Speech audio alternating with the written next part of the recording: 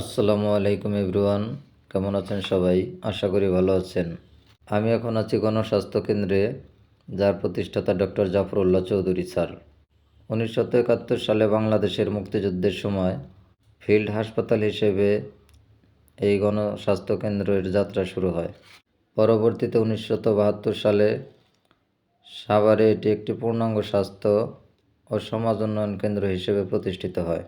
গ্রামীণ ও সুবিধাবঞ্চিত মানুষের কাছে সাশ্রয়ী মূল্যে মানসম্পন্ন স্বাস্থ্যসেবা পৌঁছে দেওয়াই হচ্ছে এই গণস্বাস্থ্য কেন্দ্রের মূল লক্ষ্য।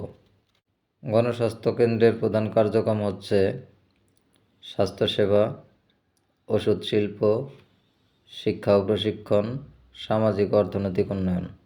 গণস্বাস্থ্য কেন্দ্র বাংলাদেশের স্বাস্থ্য ও সমাজ উন্নয়ন খাতে একটি প্রতীকী প্রতিষ্ঠান হিসেবে বিবেচিত।